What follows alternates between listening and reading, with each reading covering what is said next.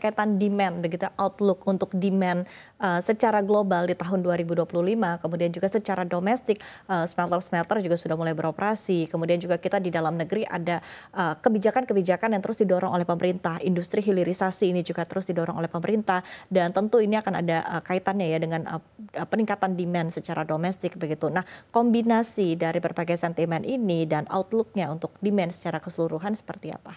Ya, jadi kalau kita lihat khusus di dalam negeri ada 49 smelter RKF dan 6 smelter HPAL yang sedang konstruksi itu masih ada sekitar 36 ya, yang sedang konstruksi. Berapa kebutuhan yang sebentar lagi beberapa akan jadi? Ya. Kebutuhan dari 36 smelter baru itu gabungan dari RKF dan HPAL itu kira-kira 185 juta lagi.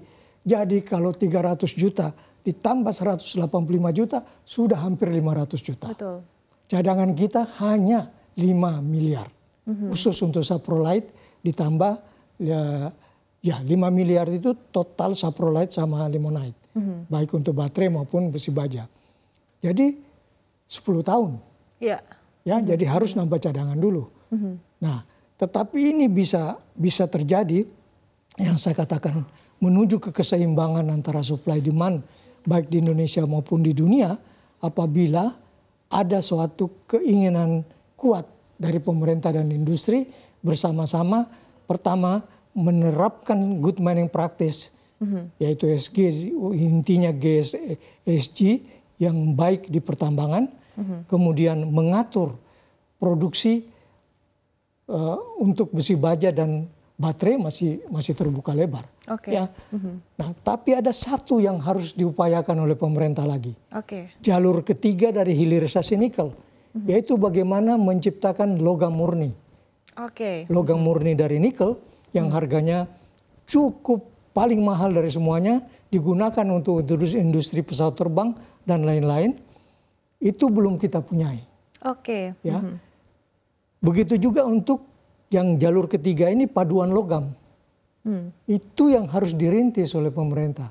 Bersama-sama dengan ke arah besi baja, ke arah baterai, dan ke arah logam murni dan logam paduan untuk industri-industri canggih. Tapi apakah kita memiliki kemampuan begitu untuk melakukannya secara bersamaan? Saya pikir secara bagaimanapun apapun yang kesulitan, kalau kita lihat yang dalam sejarah kita, itu biasanya kalau ditempuh oleh para insinyur-insinyur dan para industriawan kita, itu biasanya berhasil. Persoalannya bisa nggak pemerintah mendorong ke arah sana? Karena butuh investasi baru lagi begitu Pak Irwandi? Pasti, kalau itu pasti itu satu resiko dari kalau kita mau memajukan industrialisasi kita di bidang nikel.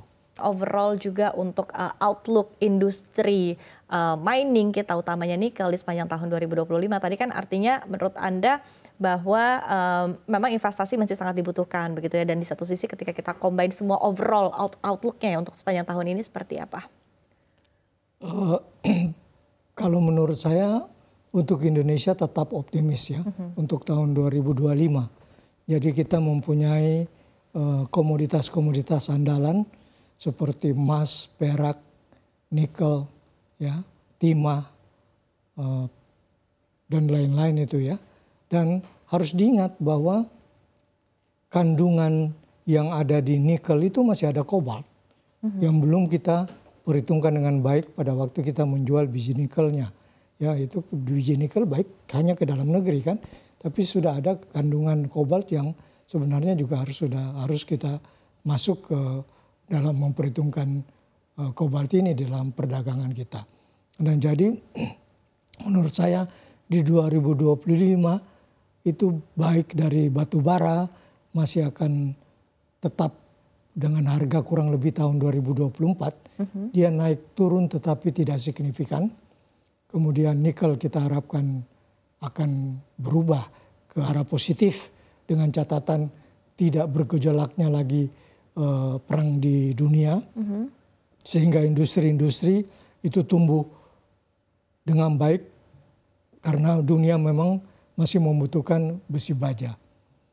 Kemudian kendaraan listrik juga berkembang, di mana Indonesia kalau kita lihat sudah mulai khususnya di Jakarta sudah berkeliaran mobil-mobil listrik dan motor-motor listrik yang terus akan berkembang. Yang diperkirakan sampai 2050 itu diperkirakan ada 205 juta sepeda motor listrik dan 38 juta mobil. Nah kalau ini nanti terjadi secara gradual, ini akan tentunya menumbuh kembangkan industri pertambangan bukan hanya nikel. Ada tembaga, ada aluminium yang merupakan komponen dari kendaraan listrik itu.